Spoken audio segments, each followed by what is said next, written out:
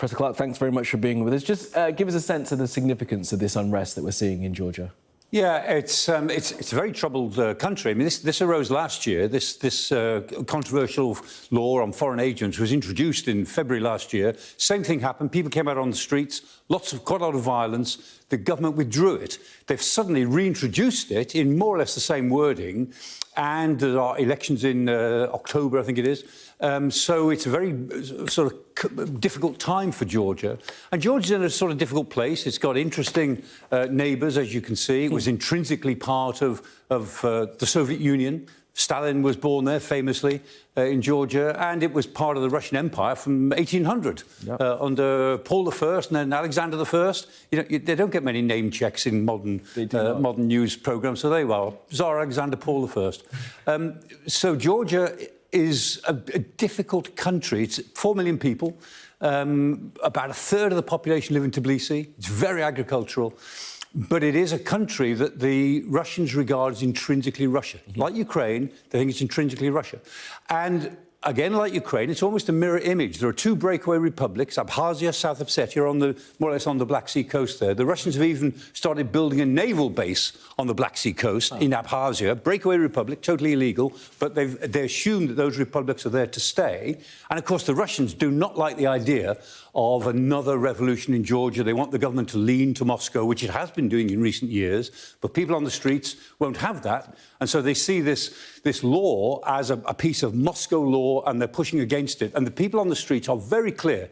They are EU-minded, they're European-minded, they don't want to fall into the Russian sphere, and the Russians think that Georgia is not far away from falling back into their sphere. And is there any more proof from the protesters against this law, other than the fact that the law is very similar to one that was passed in Russia a couple of years ago, a decade or so ago now? Yes, I mean, the idea is that a foreign agents law will be the mechanism for cracking down on all external linkages, really. And I mean, the EU has made it clear that if this law is passed, that you can forget about getting into the EU with this law. The United States has said the same, Britain has said the same. The Western world is leaning on Georgia to say, if you pass this law, you basically put yourself on the same trajectory as Putin's Russia. And therefore, it'll be very difficult for us to relate to you in the way that most of your citizens seem to want to. Don't the Hungarians have a similar law, though? And obviously they're part of the grouping. They do, and it doesn't go down very well at all in the EU. I mean, partly it depends on the way these laws are implemented. And there's a big constitutional crisis coming because the president of Georgia, who's Salome... what is it now? Salome Zurabishvili. Salome Zurabishvili. And she is against it. She said last year she wouldn't sign it. And the law will be passed because the governing party called Georgia Dream have got 86 seats, 83 seats out of 150 in the parliament. So they'll definitely get it through. She has said she won't sign it.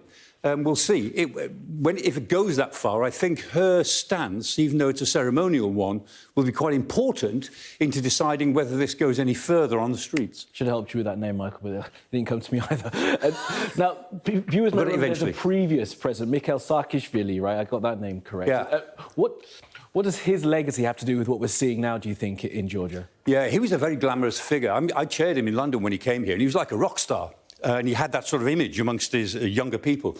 He's been arrested by the Georgia Dream Party. He's been in prison for a long time. He's very frail in health. He looks much, much older. I don't think he'd be with us for too much longer. And he's the popular president of Georgia when they looked as if they were developing as a new post-Soviet country and moving westwards. And he's still a voice. And, you know, he said the last thing that Putin said to him, the last conversation he had with Putin, Putin said, your friends in the West promise you nice things, but they never deliver. I never promise you nice things, but I will always deliver. And that tells us a lot about the way Putin views his former Soviet republics. OK. Professor Clarke, really do appreciate that update on the situation in Georgia, and that's definitely one to watch. When is the votes due to be held? Is it coming? They're in the second reading now, so I think it'll be by the end of the week. They're pushing it through, so I think we'll see some development of this, certainly by, what are we on now, Wednesday?